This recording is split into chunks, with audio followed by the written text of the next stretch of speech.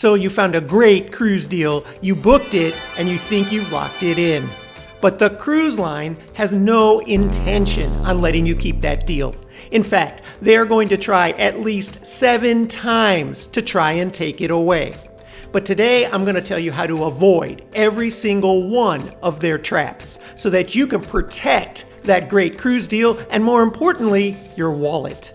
I'm Gary with Optimal Cruising, bringing you the cruise insider information you need to avoid mistakes, save money, and protect yourself so that you can have your best cruise ever.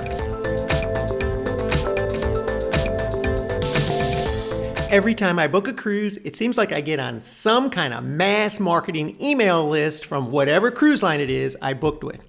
And this happens to everybody because the cruise lines know that once you book that cruise, there's a lot of opportunity to upsell you on all kinds of things. And the biggest one they want you to bite on is that drink package. You're going to be getting emails with all kinds of discount offers to purchase that drink package right up until a few days before you board the cruise.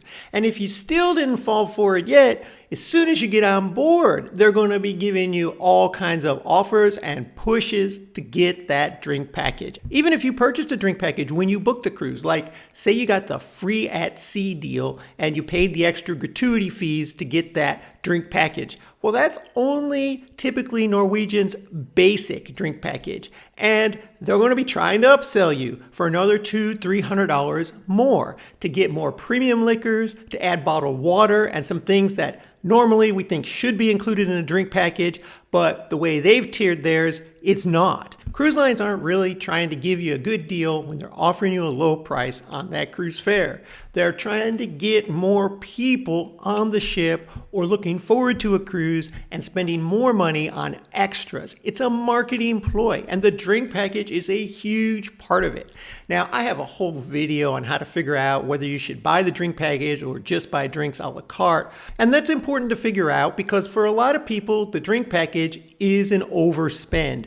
But it's one people do because it's easy and comfortable. And it's a way cruise lines recoup some of that discount that they gave you on the fare. Just like they're going to do with this next item. I can remember back to when I was a kid and my parents would talk about going on a cruise and they would leave my sister and I with grandma and they would come back talking about these amazing buffets, all the incredible food. And I was about a teenager at that point and kind of jealous to say the least. But these days, cruise lines are going to try and tell you as soon as you book or even at the time of booking that, hey, all that free food, well, maybe it just isn't good enough. Maybe you should buy a dining package and get into the premium restaurants. And they'll sell you packages like of 3 nights during your cruise. And it will be a good savings off of what you'll pay if you just go on board and start making reservations at all the specialty dining restaurants. However, it's still a big upsell and it takes away at that deal that you got on the price of the cruise. And some cruisers love the specialty dining restaurants. And I'm not saying to avoid it altogether. I'm just saying to recognize what you're spending on that takes away from the deal that you got on the price. And if you're spending $180 per person to get a specialty dining package, maybe that gives you 3 nights in their specialty dining restaurants. Would you get just as much or better value for that money if you just went to some nice restaurants back home and took advantage of all the free food that you already paid for included in your fare when you're on the cruise ship? That's something I have thought about a lot, and I come to the conclusion that on these cruise ships, I'm not spending extra money on the specialty dining. If I'm paying for a cruise that already includes main dining room food, buffet food, often some other venues on board that are included and not an upcharge, I'm going to take full advantage of all of that during my cruise. And I'm going to save that money that they want to charge me for specialty dining for some restaurants back home. That way, I'm getting much more value for my money. What do you think? Is value important to you when you go on a cruise, or are you just looking to have a good time and forget about it? Let me know in the comments below. Cruise lines effectively operate as a monopoly once they get you on board. And there's no truer example of this than with the cruise ship Wi-Fi.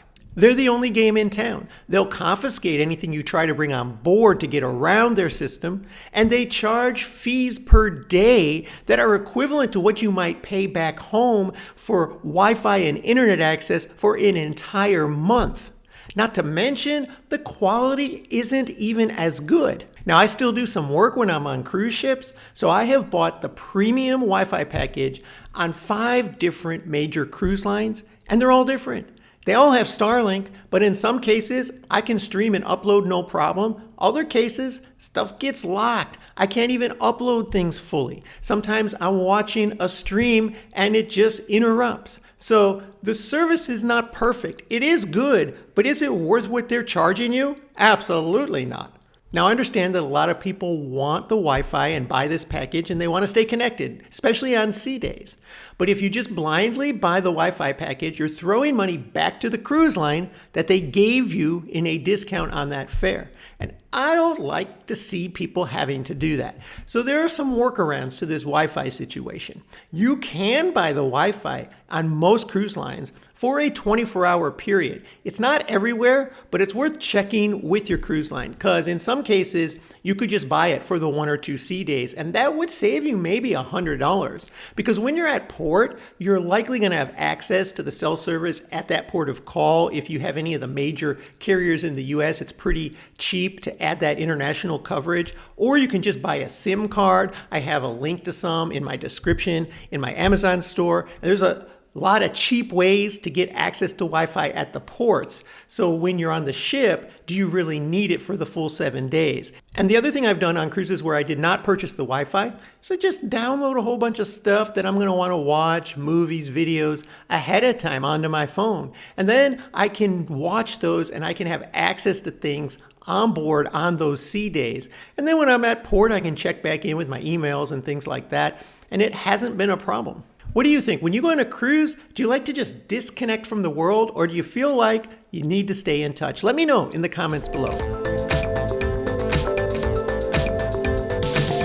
However, the one area where cruise lines actually don't have a monopoly, but they want to make you think they do, is with shore excursions. And the way they try to trick you is play on your fear. If you don't book the shore excursions with them, of course, you could miss your ship. And there's no doubt that that's true. However, it is so rare, it's not worth worrying about.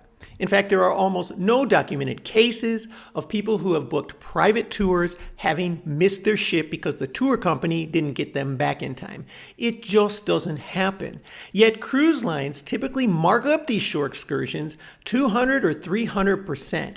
It's not always that high, but in a lot of cases it is. And if you shop around with various independent tour providers, I have a couple of links to ones in my description that I use, but there are many. And you can do research on reviews, what people said, look at their ratings before you even book. And you're not locked in to only what the cruise line offers. There's 2 disadvantages of booking with the cruise line. One is you'll pay more. So again, you're giving money back and eroding away at that deal that you just got on the fare. And the second thing is cruise line shore excursions tend to be overcrowded and less unique. They're more bland to try to appease everybody. I have found, and many other cruisers have told me, that when they book these independent shore excursions, they tend to be in smaller groups and have more personable tour guides. Not to mention that you're getting a great deal. And speaking of deals, we maintain a list of the best cruise deals you can book right now. If you'd like a copy, just comment deals or click on the deals link in our description. Anybody who's been on a cruise knows that every cruise ship has a casino. And a lot of people like to play these. And you can win some interesting perks like free cruises if you play enough. However, these casinos are another way that the cruise line is taking money back from us. Now, granted, some people will win and make out ahead, but you have to understand that as with any casino, over time, more people are losing than winning. The only one winning is the cruise line. And this is even more true when it comes to things like bingo that they offer. I was recently on a cruise and saw a bingo tournament starting and thought I'd check in to see what exactly was going on. They were offering a grand prize of $300, yet they were selling bingo card packages for $20, $40, and $50. There were about 200 people in the room playing bingo. Do the math. The cruise line is taking your money. Now, I know it's exciting, and that's something that a lot of people like to do. But again, it's a way that you're giving that savings you got on a good cruise deal back to the cruise line.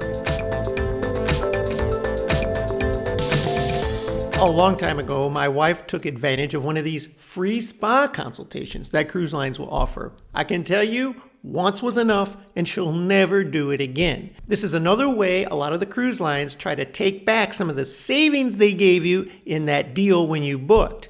And the way it works is you get on board and they'll be offering free giveaways, free massages, all related to the spa. Free consultations are typically a part of this. And even if you fill out like a raffle for a free massage, they're going to tell you, in fact, they're going to tell everybody that they want a free consultation because they're really just trying to get you into the spa and upsell you on all kinds of products. My wife entered the raffle for a free massage. She didn't win that, but she won a free spa consultation. She went in for that. They asked her questions for like 15 minutes, had her fill out a questionnaire prior to that, and then tried to sell her for 20 or 30 minutes on $300 worth of products that they said she needed to help her skin and various things.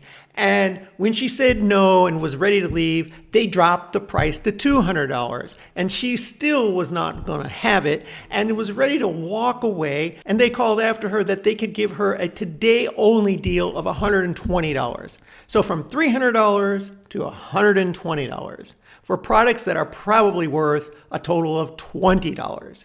Cruise lines have major markups on anything they are selling on board. So if you want a true spa consultation, do it at home, not at sea. You'll probably get a much better deal and somebody that knows a lot more about what they're talking about than the people hired on these cruise ships. And even if you're lucky enough to win that free massage, it's going to come with a 15 to 20 minute sales pitch for creams and other products that you need to take home with you to help your body.